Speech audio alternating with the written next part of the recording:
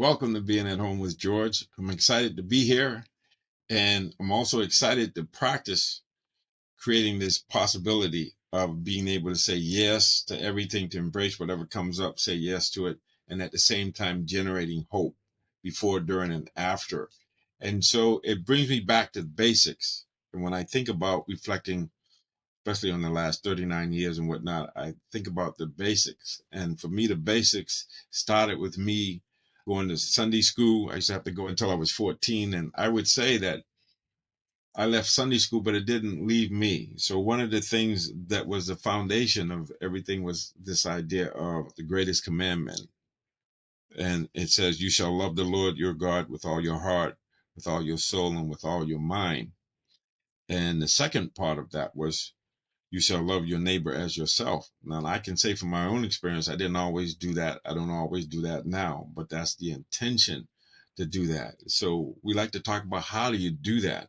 How do you love your neighbor as yourself?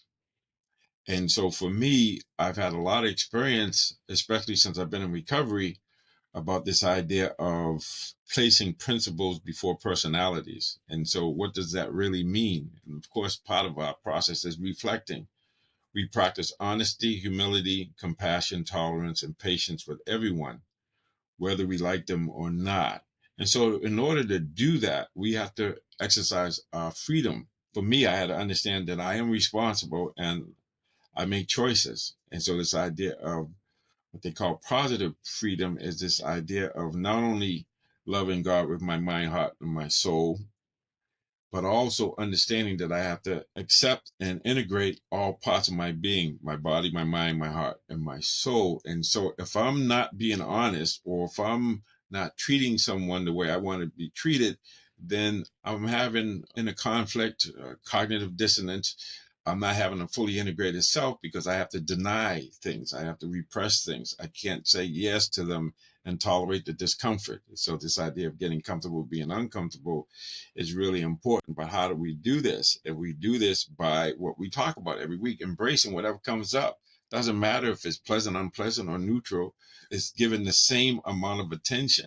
We got to get to a point where all things are equal value, not just all people, but all events, so that we are able to see it and say, okay, what's the lesson? But we're guided by the principles. This idea of practicing honesty, humility, compassion, tolerance, and patience with everyone, including ourselves. So it begins with ourselves. So I have this idea that, from my experience, I can love my neighbor but not love myself.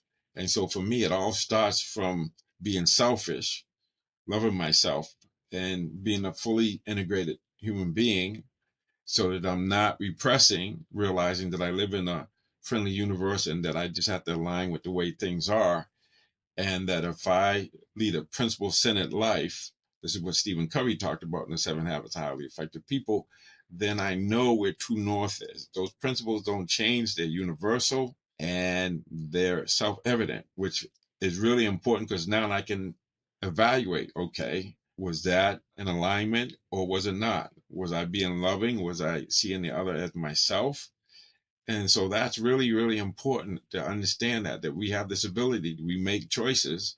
We have self-awareness, and we can self-regulate, or we can adjust and change. And so for me, it's about aligning with the universe. This is the universe that's friendly, but it's lawful. So if we align with that, that's going to be fine. So even though we might not get instant gratification, we know which way true north is. And when you know the truth shall make you free.